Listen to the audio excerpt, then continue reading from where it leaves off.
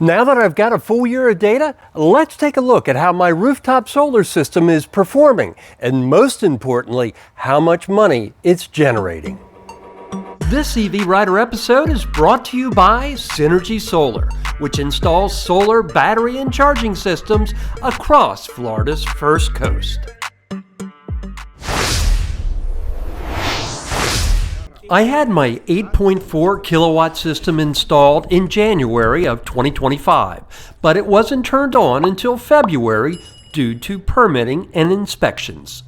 The system cost $21,705 with taxes and fees included. In its first 12 months, it generated $975 worth of electricity. That's based on my utilities per kilowatt hour rate, including taxes and fees.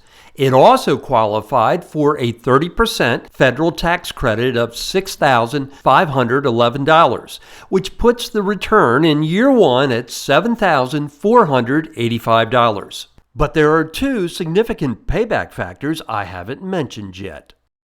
First, having solar keeps us from tripping into our utilities' higher Tier 2 rate, which we would face many months of the year without solar. And second, we own 3 EVs, which means our fueling costs are running less than half of what they would be to buy an equivalent amount of gas.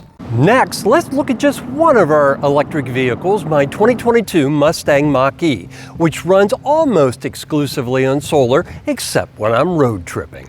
If we compare it to the most fuel-efficient gas 2022 Mustang, the EcoBoost Turbo 4, the electric Mustang saves $1,140 in fuel costs over 10,000 miles, which is my best guess of how many miles I probably drove on solar power over the past year.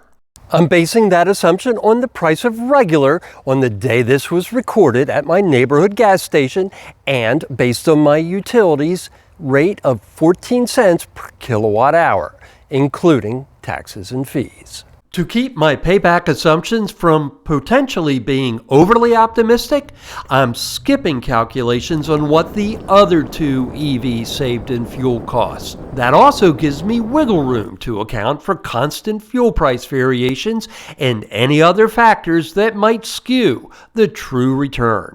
So being conservative, it's safe to estimate we earn back $2,115 in year one. Plus the tax credit. Now, let's look at the grand totals.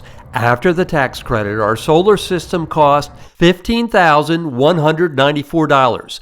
Assuming we keep earning $2,115 a year, the system will have completely paid for itself in just over 7 years. But keep in mind, those numbers don't include inflation, which is another factor that will decrease the payback time. This year alone, JEA, which is my area's publicly owned utility, is seeking an 8% rate hike, which, if approved, will kick in this October. Based on historical trends, it's also safe to assume JEA will seek additional rate hikes. So while it's impossible to precisely predict the payback date, it's certainly reasonable to estimate it will take less than 7 years to totally earn back the cost of the system. And after that, we'll be generating a significant amount of free electricity. Whether rooftop solar makes sense for you depends on a lot of factors, including how old your roof is, how much sun you get, whether you'll be taking out a loan, what your power use patterns are, what your utility's net metering policy is, whether you'll want a battery storage system, and more. If you've got any questions I might be able to help you answer about solar, go ahead and drop me a line here on YouTube and I'll do my very best to answer your question. And if you found this episode of EV Rider helpful or enjoyable, please be sure to give this video a like, hit that subscribe button and the notification bell so I can continue to bring you more solar related news and yes, more adventures in EV motoring. Thanks so much for watching EV Rider and we'll see you again soon.